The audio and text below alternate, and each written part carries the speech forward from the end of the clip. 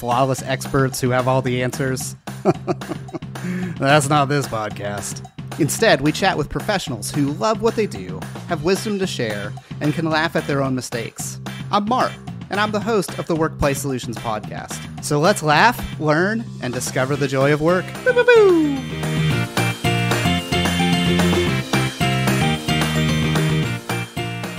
Hey everyone, I'm here with Billy, Boughey, and Sean Specie of Elevate Experiences, continuing our conversation around creating remarkable experiences. We talked a little bit about kind of the components, some about how you approach that event planning, experience planning. What are some of the things that you're thinking about or focused on during the event? I love how your events just feel like a party. What are you doing? What are you thinking about to maintain that atmosphere as the event goes on? Yeah, there's basically a booklet document working piece we use called the Elevate Flight Plan. And so it's kind of like a pilot. Before every flight, they have certain switches and knobs and things that they need to make sure are on point. You would never want a pilot to get on the plane and just say, it's cool, let's just take off. No, you want to check fuel levels. You want to make sure all the wings are working. You want to do all that. So we spend a lot of our time with the Elevate Flight Plan, sort of just checking on all those elements. You know, when is this person arriving? Where are they getting on stage? What part are they getting on stage? When are they leaving? How can we make this one moment? I had an event recently where this actually was the Chick-fil-A Foundation. It was the Delta Museum downtown Atlanta, and they had everything on the teleprompter for me. And those of you that know what a teleprompter is, that's basically a huge screen where they just say, read this. And I asked the client, and I also asked the event planner, kind of producer there, I said, how much do you want me to stick to this teleprompter? And it was great. They said, Billy, we hired you to be you. We want you to have fun and connect with the crowd. If you need to go off script for a little bit to bring people back, do it. And the room got a little bit dry. Like it was just not great. So I literally went off script for about 4 minutes and just got the crowd excited and fired up. And then I got back on task. Right. So I think a bit of during the event, it's a lot of reading the room, is deciding what does this moment really need? And we could go off and make everything fun and excited all the time. Sometimes an event needs to be a little bit calmer. It needs to be a little bit, low key. We've had a lot of clients that call us, that say, hey, we want this to feel, the first half of it's going to be like hype, pep rally, fired up moment, but we need the second half. We're going to deliver some things in this content. We want to be very contemplative and a little bit slower. So we adjust to some of that. So a lot of that is reading what the client wants when they want it. People don't just hire us just for the pep rally side. They hire us for both. Okay. But sometimes they say they want it to be calm, but they really want it hype. So we have to adjust on the fly sometimes to say, Billy, we need some energy. Like, well, it's dying out there. I'm like, I know. I told you in the pre-event meeting that you wanted this, but you told me you didn't. But I know you really did. So that's some of the things we think about during the event. One of the things that we talk about is the difference between a thermostat and a thermometer. The thermometer is the only thing it can do is read the temperature of the room. Well, a thermostat, you can walk to your thermostat in your house or in your office and you look at it and it tells you what the current temperature is and you can set it to change the temperature, right? And so exactly what Billy was just saying is when it gets a little bit dry, reading the room, but then also changing it to what's the desired, again, what's the destination that you want your audience to end up? And it's moment by moment, right? If you want to start off an event and if people walk in the room and they're at like a level 1 of energy, we don't want to all of a sudden go ham at number 10 because we're going to scare them, right? But if we want them to be like a 7 or 8 by the end of the event, well, then we incrementally work our way up there by doing certain things throughout the event just to make it more fun, to make it more engaging, play better music, and you kind of build as you go. All right, so let's go to some of our bonus questions. I'd like each of you to answer. Tell us of a favorite event that you put on. So what kind of event was it, and what made it so memorable? There's an encyclopedia of events that I've been to, been a part of, have been either partial creation or full creation of that are just amazing. I think anytime I see an idea that started on a whiteboard, that we scribbled down this thing, what if we could? And then you see it happen. You're like, oh, wow, that was awesome. I think about one particular story at Auburn University. We help a group called Emerge put on this really, really fun experience. kind of like a freshman leadership kickoff event. Imagine a basketball arena, a couple thousand people, big stage, lights, hype, all the things. But all freshmen, all brand new. You know, you're when you're a freshman in college, you're like, wait, I don't know anybody. Am I allowed to have fun? Not really sure. And by the end of it, everybody was getting hype. But we had these ambassador leaders that were there, and it was about 30 or 40 of them. And we did a confetti cannon training with them. And so we gave each of them a confetti cannon. And at this one moment at the end of the event, we had these huge confetti blasters on stage where it was blasting out in the crowd, but we wanted it to be everybody at one time confetti. And a side note is make sure when you shoot confetti, you have a plan for cleaning it up, because that was a little bit crazy. But I'll save that story for another day. But it was really fun to be able to coordinate with them and dream about what if we had confetti like shooting all the way through the whole entire arena. And we had our Emcee on stage said a certain thing and the confetti went off. They all went off within a second of each other, which is just this really fun moment. I remember standing over on the side going, wow, that is so cool to see the training, the moment that particular thing happened. Obviously confetti lasts for about 4 or 5 seconds, but I kind of saw a few students in the crowd go, wow, like there's confetti going on all around me. Like I was really thought for, right?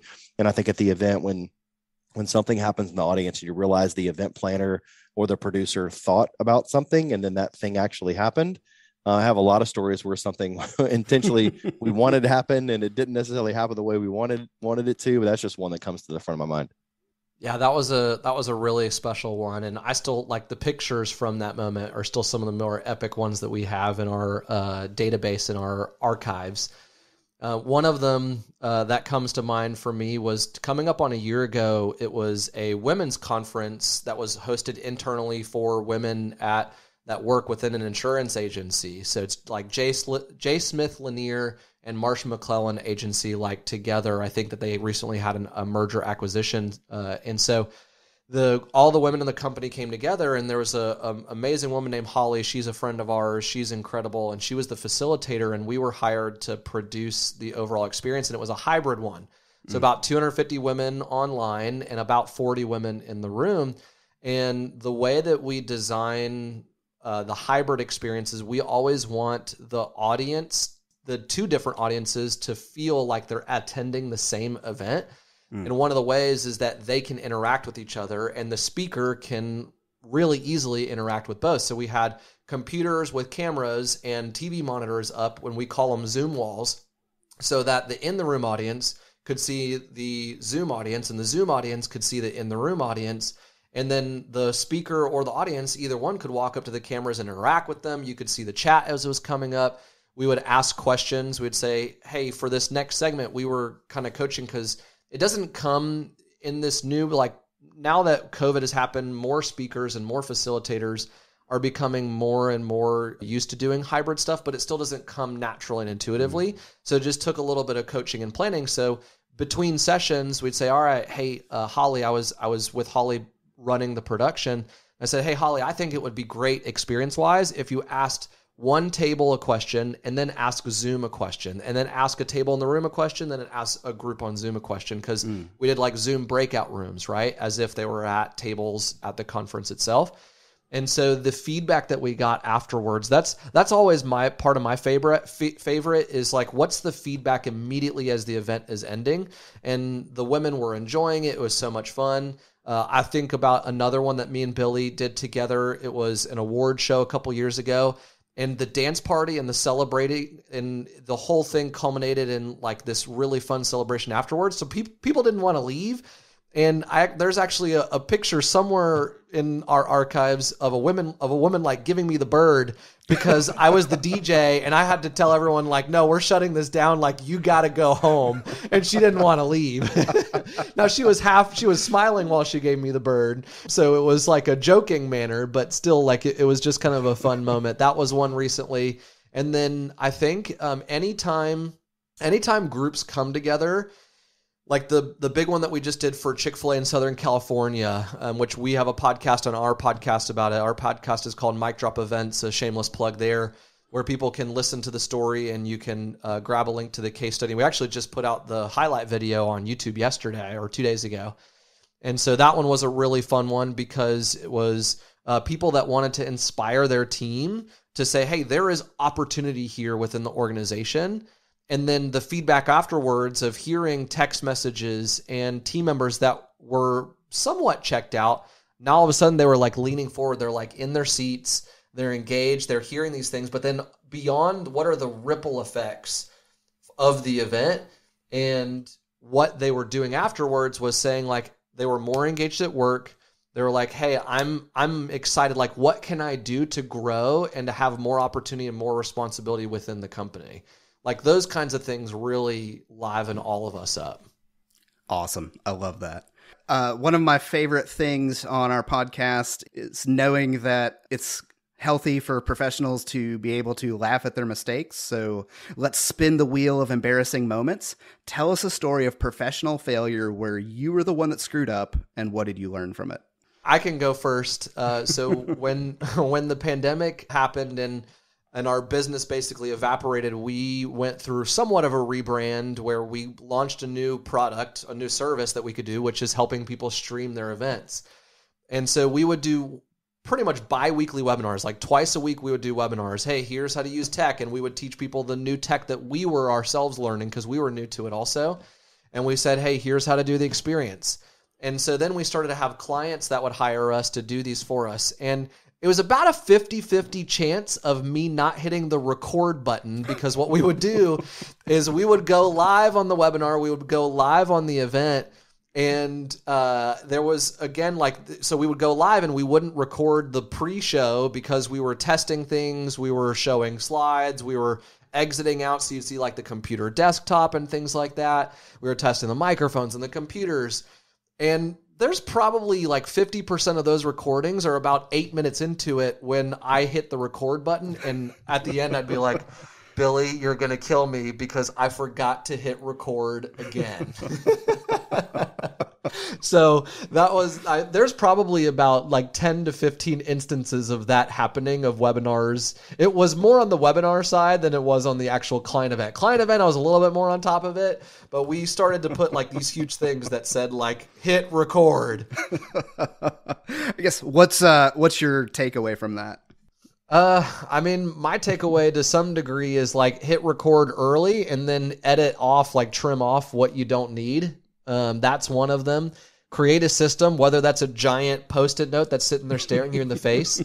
One of the things that we do, so we're currently we're in between offices, but at our office, a lot of times what we do for our clients is we create these note cards that says, look here, and we basically like tape it right underneath the camera lens, because in like a virtual or a hybrid setting, which we do hybrid events, we do virtual events, and we do in-person events. And so not everybody's used to looking at the camera. And if you have multiple cameras around the room and there's lights and there's a TV here and a screen over here and another monitor down here and a teleprompter over here, it can be a lot and it can be overwhelming. So just one practical thing that I've learned from all of these is like, if you need to put a note to remind yourself, just go ahead and put a note to remind yourself. Well done. Well done. What about you, Billy? You got two that stem from the great state of New York. One of them was the very first introduction of the Chick-fil-A sandwich right in front of Madison Square Garden. We had a Chick-fil-A food vehicle right there and had three of our team members out on the microphone giving out free sandwiches. The restaurant was going to be opening about 3 months after this, and so they want us to come up and just kind of generate some hype. Well, we didn't really think about the frequency on the microphones and the number of cell phones and the number of like frequency issues that were going on up in New York. And so if you know a handheld microphone, there's like a box that goes with it where the signal goes and then goes into your soundboard. We literally had to hold the box in one hand and like hold the microphone up next to it the whole time while we're hosting. And it was like we're weird, awkward holding this giant box with the mic at the same time. And my lesson from that is just probably ask one additional question around audio visual. And that a question was, what kind of frequency do we need our microphones on? Frequency and mics have changed so much. Think about the number of frequencies going through the air right now, just with, all the things that are happening. So that's a big lesson. Another one is don't BS numbers is another one. We were at this first grand opening, the first Chick-fil-A in New York City and downtown Manhattan, right there near Times Square. And we were there and a reporter came up, this young lady came up, and she didn't have a reporter badge or anything on. She was just kind of talking to us, our team members. And we didn't know she was a reporter, and there was tons of people trying to like talk about Chick-fil-A in a negative way. And there was just like some people up there. It was a crazy, crazy thing. A lot of positives, like 99% positive, but there were some people that were trying to get some negative things. So she came up and she asked a question. She says, how many security will you guys have here today for this event? And it wasn't myself, but I'll take credit for this because I didn't equip our team properly. They said a number like, I think we have 7 or 8 security. They're going to be here just to make sure, all the doors are okay and all the things are good. And like, she left immediately. And then on Buzzfeed, within 30 seconds, our PR person comes downstairs and pulls me aside and said, hey, Billy, which one of your team members just said that we're expecting 8 security here? Because now the line is Chick-fil-A expects riot at first restaurant, because there's a number of security guards that you hire that if you hire more than that in New York City, you're expecting a riot. And I don't know what that number is, but it's more than 8. So saying a specific number like that, literally Buzzfeed, like all these big media outlets were saying Chick-fil-A expects riot at first restaurant. And I'm just like, oh my gosh. And she was like, Billy, it's fine. This is not, she was super calm and collected. It was great. She was very kind. And my face is turning red. And I'm just like, I was so embarrassed, but they were very gracious. And obviously nothing happened and everything was fine, but it was don't make up numbers is the rule of that. You probably got more people to come to that restaurant. Yeah, exactly. That one I'm gonna see what's going on. There's a new Chick-fil-A. I'm coming. That's what it was. I want to see it riot. I was doing it for the brand. I was doing it for the brand. That's what it was. Yeah. There's no news like bad news, right? So I love the fact, just learning things like there is a distinct number of security guards that equals predicted riot. Like who knew? I didn't know that either. Yeah. And I don't even know what that number is. So if you're listening to this, I don't know if it's 8. Like I don't but there is a number. There is a number somewhere. So don't just make that number up. All right. So we're big fans of gratitude on the podcast. So who is someone that has helped or supported you in your career? What did they do? And let's thank them by name. The first one that came to mind is my wife, Natalie Specie. There's been moments, Billy mentioned it, where there's insecurities that creep in. As much as I love talking about events, as much as I do love like working events and being on the microphone and even being behind the scenes at events, there's just personal insecurities that pop up where I think like, am I good enough to be doing this? Am I good enough to be on stage? Do I have enough experience? Do I have enough knowledge to be able to doing this? And my wife just brings me back to just a personal truth. And for us personally, it's a biblical truth of who God created me to be. And my wife speaking that truth into me has really been helpful over the course of my career, because I'd also come back and I'm my own worst critic. I don't know how many of you listening to this can report to that, where my mom has 30 years of legal experience being a lawyer and then is now a federal judge. And she has always told me since I was growing up that there's the speech that you plan, there's the speech that you give, and then there's the speech that you wish you had given. And I always am the worst critic of what I wish I had given. Oh, I should have said this, or I said this in a certain way. And I beat myself up about it a lot. And so my wife has just has been an amazing supporter of mine over the background, because I try to put my best foot forward and portray.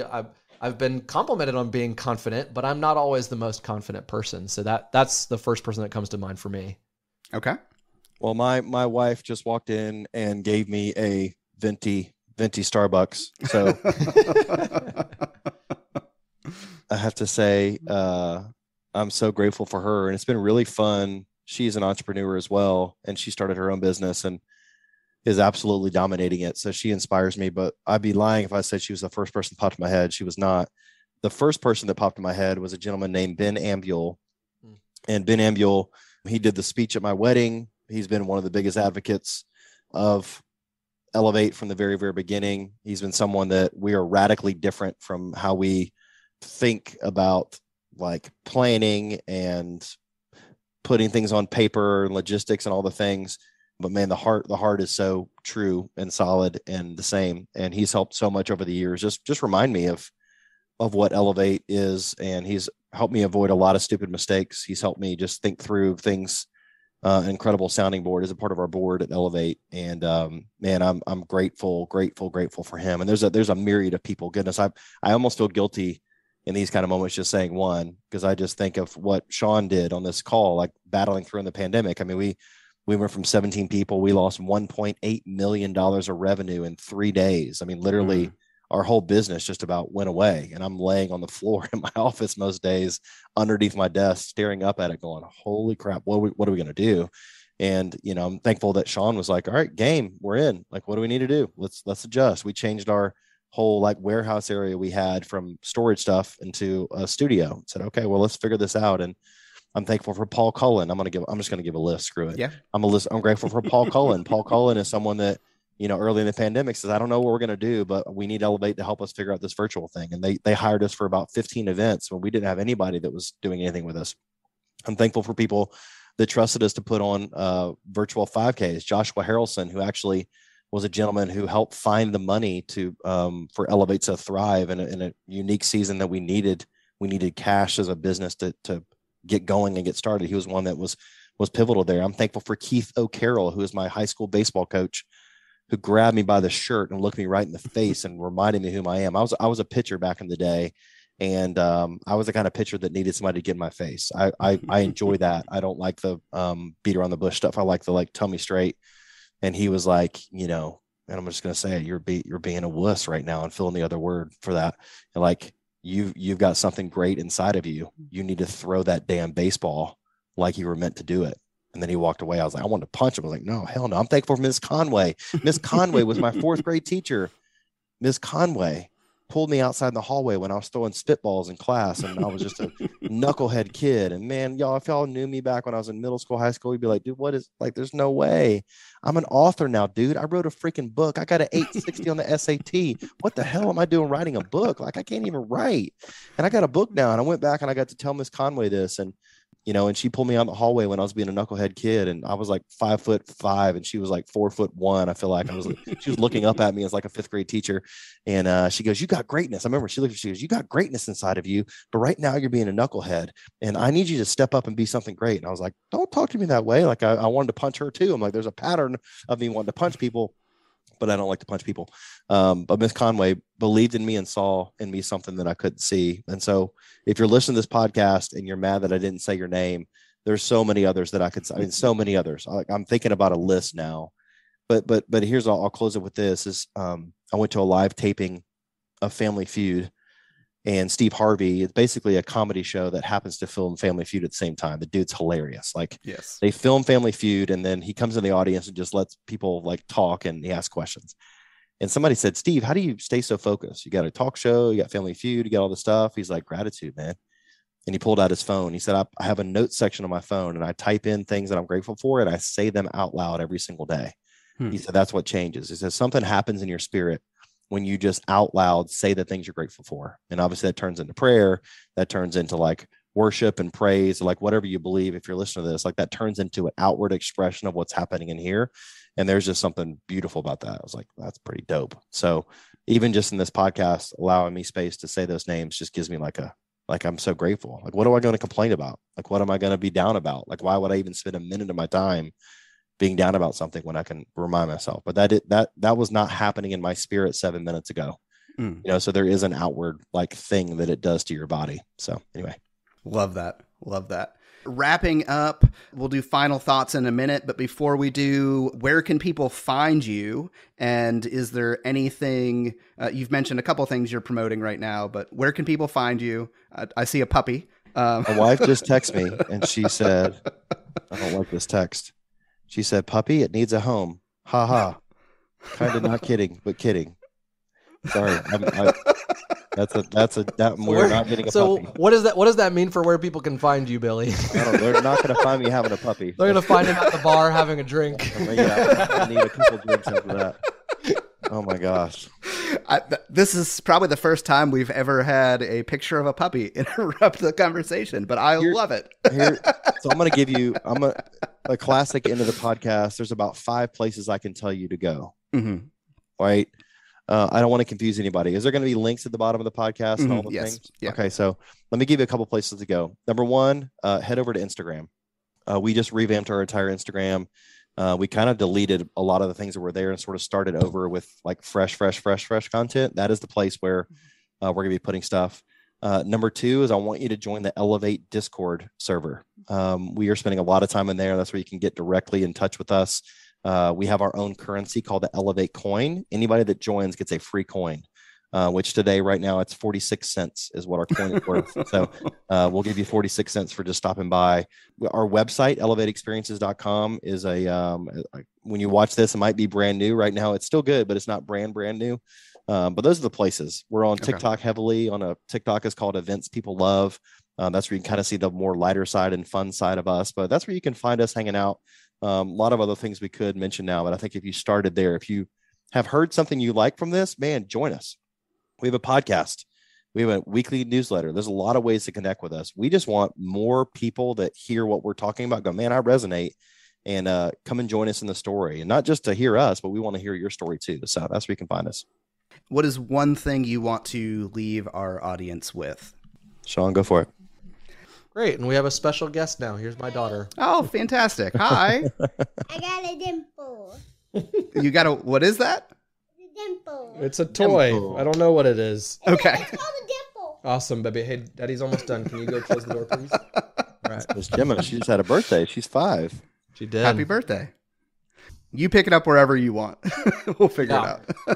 the one thing I think that I would like to leave everyone with is going back to the conversation if you're creating events, your event is different than most everything else you're going to do as a business or organization, because it's going to be a memory one day. And so thinking about the next day, the next week, a year later, what do you want people talking about? What do you want them remembering? And when you think through that lens, also think through for your audience, when they think about that memory, when they come back to it, what do you want them to start doing, stop doing, or continue doing? Like All Pro Dad, for example, they want dads to spend more intentional time with their kids. And so that's what the experience is crafted around. So when they think back to, they're like, oh yeah, I remember doing that thing.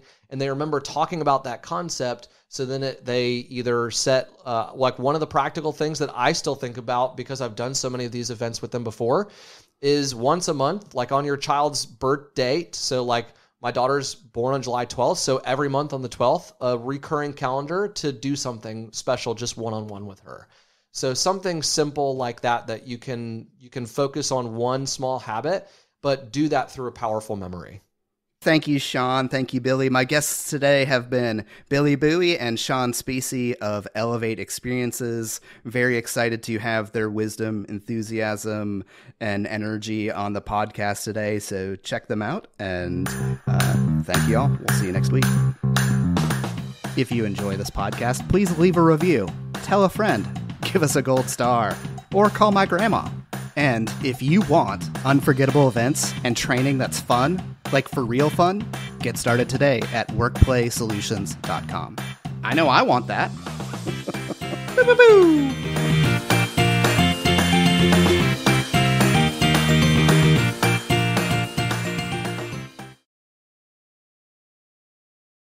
And so if you think through those two lenses of the memory and the habit that... Midstream. He's going to come back. Ready? Those of you listening, Sean is in pause mode. It happens every now and again. He's coming back. You want them to either start doing, stop doing, or continue doing. He's back. Guess who's back?